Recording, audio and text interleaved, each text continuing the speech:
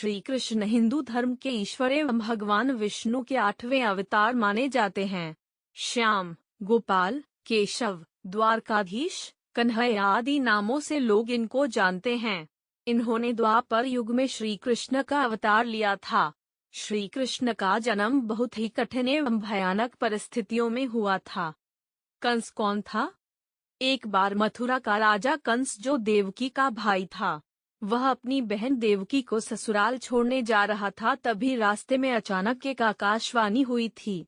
उस आकाशवाणी में बताया गया कि तुम्हारी बहन अर्थात देवकी, जिसको तुम खुशी खुशी उसको ससुराल लेकर जा रहा है, उसी के गर्भ से उत्पन्न 8वां पुत्र तेरा वध करेगा।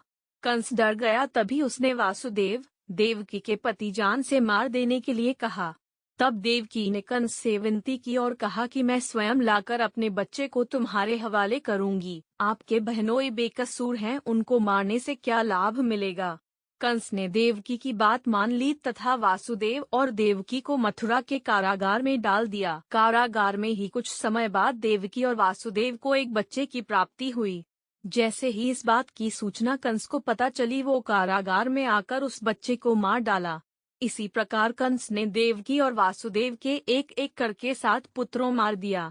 जब 8वें बच्चे की बारी आई तो कारागार में पहरा दुगना कर दिया गया। कारागार में बहुत से सैनिक तैनात कर दिए गए। यशोदा और नंद ने देवकी और वासुदेव की समस्याओं को देख और उनके 8वें पुत्र की रक्षा करने का उपाय सोचा। जिस समय देवकी और वासुदेव के 8वें पुत्र ने जन्म लिया, उसी समय यशोदा और नंद के यहाँ एक पुत्री ने जन्म लिया, जो कि सिर्फ एक मायावी चाल थी। 8वें पुत्र के जन्म के बाद जिस कोठरी में देवकी और वासुदेव कैद थे, अचानक उसमें प्रकाश हुआ। हाथ में गदा, शंख धारण किए हुए चतुर्भुज रूप में भगवान विष्णु दिखाई दिए। देवकी और वासुदेव उनके चरणों में गिर पड़े। तभी भगवान ने कहा, मैं बच्चे का रूप पुनः ले लेता हूँ। तुम मुझे लेकर अपने मित्र नंद के पास जाकर रख दो और उनके यहाँ जन्मी पुत्री को लाकर कंस के हवाले कर दो। मुझे ज्ञात है इस समय यहाँ का वातावरण ठीक नहीं है, फिर भी तुम चिंता न करो। तुम्हारे जाते समय कारागार के सारे पहरेदार सो जाएंगे। कारागार का फाटक स्वयं खुल जाएगा। जल से उफनाती हुई यमुना रास्ता देगी। भारी वर्षा से नाग तुम्हारी और बच्चे की रक्षा करेगा। वासुदेव जी शिशु श्री कृष्ण को सूप में रखकर निकल पड़े। उफनाती यमुना को पार करते हुए वे वृंदावन में नंद के घर जा पहुँचे। बच्चे को सुलाकर वे उनकी पुत्री को लेकर वापस आ गए। वापस पहुँचने के बाद फाटक स्वतः बंद हो गया। जैसे ही कंस को ये खबर मिली कि देवकी ने बच्चे को जन्म दिया है, वो तुरंत कारागार में आ गया।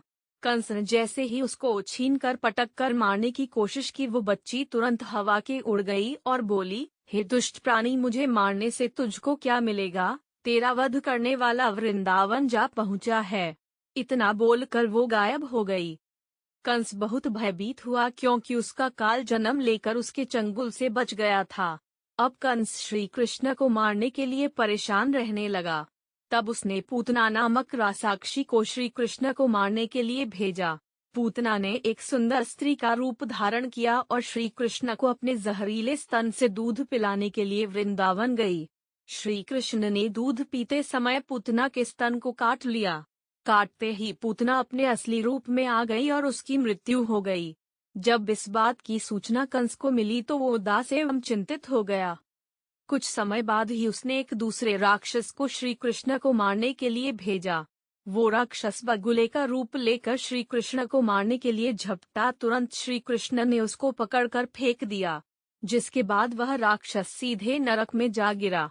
तभी से उस राक्षस का नाम बकासुर पड़ गया।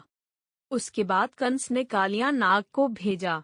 तब श्री कृष्ण ने उससे लड़ाई की और बाद में वो नाग के सर पर बांसुरी बजाते हुए नृत्य करने लगे थे। तत्पश्चात वहां से कालिया नाग चला गया। इसी प्रकार श्री कृष्ण ने कंस के अनेकों राक्षसों का वध किया। जब कंस को लगा कि अब राक्षसों से ये नहीं हो पाएगा, तब कंस खुद ही श्री कृष्ण को मारने के लिए निकल पड़ा। दोनों में युद्ध हुआ और श्री कृष्ण ने कंस का वध कर दिया। श्री कृष्ण रास लीला। श्री कृष्ण गोकुल में गोपियों के साथ रास लीला रचाते हुए और अपनी बांसुरी बजाते थे। सभी गोकुलवासी, पशु, पक्षी आदि उनकी बांसुरी की धुन सुनकर बड़े ही खुश होते थे और उनको ये आवाज बहुत प्रिय लगती थी। गोकुल में राधा से श्री कृष्ण प्रेम करते थे। श्री कृष्ण का अज्ञातवास समाप्त हो रहा था तथा ब्राज का भी भय हो रहा था। इसीलिए श्री कृष्ण और बलराम को शिक्षा दीक्षा के लिए उज्जैन भेज दिया गया।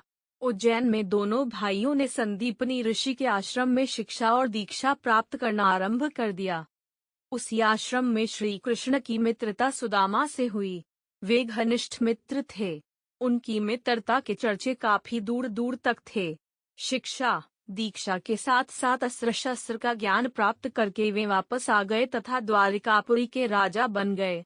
मध्य प्रदेश के धार जिले में अमझेरा नामक एक कस्बा है। वहां उस समय राजा भीष्मक का राज्य था। उसके 5 पुत्र तथा एक बेहद ही सुंदर पुत्री थी। उसका नाम रुक्मिणी था। वो अपने आप को श्री कृष्ण को समर्पित कर चुकी थी। जब उसको उसकी सखियों द्वारा यह पता चला कि उसका विवाह तय कर दिया गया है, तब रुक्मिणी ने एक वृद्ध ब्राह्मण के हाथों श्री कृष्ण को संदेश भेजवा दिया। जैसे ही यह संदेश श्री कृष्ण को प्राप्त हुआ, वे वहां से तुरंत निकल पड़े। श्री कृष्ण ने आकर रुक्मिणी का अपहरण कर लिया और द्वारिकापुरी ले लाए। श्री कृष्ण का पीछा करते हुए शिशुपाल भी आ गया, जिसका विवाह रुक्मिणी से तय हुआ था। द्वारिकापुरी में दोनों भाइयों श्री कृष्ण और बलराम की सेना तथा शिशुपाल की सेना के साथ भयंकर युद्ध हुआ, जिसमें शिशुपाल की सेना नष्ट हो गई। श्री कृष्ण और रुक्मिणी का विवाह बहुत ही धूमधाम तथा विधि विधान पूर्वक किया गया। श्री कृष्ण की सभी पटरानियों में रुक्मिणी का दर्जा सबसे ऊपर था। श्री कृष्ण महाभारत के युद्ध में धनुर्धर अर्जुन के रथ के सारथी भी बने थे। श्री कृष्ण ने युद्ध के दौरान अर्जुन को बहुत से उपदेश दिए थे, जो कि अर्जुन को युद्ध लड़ने के लिए बहुत ही सहायक सिद्ध हुए थे। ये उपदेश गीता के उपदेश थे, जो श्री कृष्ण के द्वारा बताए गए थे। यह उपदेश श्रीमद् भगवत गीता के नाम से आज भी विख्यात है। भगवान श्री कृष्ण ने इस युद्ध में बिना हथियार उठाए ही इस युद्ध के परिणाम को सुनिश्चित कर दिया था। महाभारत के इस युद्ध में अधर्म पर धर्म ने विजय प्राप्त करके पांडवों ने अधर्मी दुर्योधन सहित पूरे कौरव वंश का विनाश कर दिया था। दुर्योधन की माता गांधारी अपने पुत्रों की मृत्यु एवं कौरव वंश के विनाश का कारण भगवान श्री कृष्ण को मानती थी। इसीलिए इस युद्ध की समाप्ति के बाद जब भगवान श्री कृष्ण गांधारी को सांत्वना देने के लिए गए थे, तभी अपने पुत्रों के शोक में व्याकुल गांधारी ने क्रोधित होकर श्री कृष्ण को यह श्राप दे दिया कि जिस तरह मेरे कौरव वंश का विनाश आपस में युद्ध करके हुआ है, उसी तरह तुम्हारे भी यदुवंश का विनाश हो जाएगा। इसके बाद श्री कृष्ण द्वारिका नगरी चले आए। महाभारत के युद्ध के लगभग 35 वर्षों के बाद भी द्वारिका बहुत ही शांत और खुशहाल थी। धीरे धीरे श्री कृष्ण के पुत्र बहुत ही शक्तिशाली होते गए और इस तरह पूरा यदुवंश बहुत ही शक्तिशाली बन गया था। ऐसा कहा जाता है कि एक बार श्री कृष्ण के पुत्र सांब ने चंचलता के वशीभूत होकर दुर्वासा ऋषि का अपमान कर दिया था, जिसके बाद दुर्वासा ऋषि ने क्रोध में आकर सांब को यदुवंश के विनाश का श्राप दे दिया था। शक्तिशाली होने के साथ ही अब द्वारिका में पाप एवं अपराध बहुत ही अधिक बढ़ गया था। अपनी खुशहाल द्वारिका में ऐसे माहौल को देखकर श्री कृष्ण बहुत ही दुखी थे। उन्होंने अपनी प्रजा से प्रभास नदी के तट पर जाकर अपने पापों से मुक्ति का सुझाव दिया, जिसके बाद सभी लोग प्रभास नदी के किनारे पर गए, लेकिन दुर्वासा ऋषि के श्राप के कारण वहां पर सभी लोग मदिरा के नशे में डूब गए और एक दूसरे से बहस करने लगे। उनके इस बहस ने गृह युद्ध का रूप ले लिया, जिसने पूरे यदुवंश का नाश कर दिया। भागवत पुराण के अनुसार ऐसा माना जाता है कि श्री कृष्ण अपने वंश की विनाश लीला को देखकर बहुत व्यथित थे। अपनी इसी व्यथा के कारण ही वे वन में रहने लगे थे। एक दिन जब वे वन में एक पीपल के पेड़ के नीचे योग निद्रा में विश्राम कर रहे थे, तभी जरा नामक एक शिकारी ने इनके पैर को हिरण समझकर उस पर विषयुक्त बाण से प्रहार कर दिया था।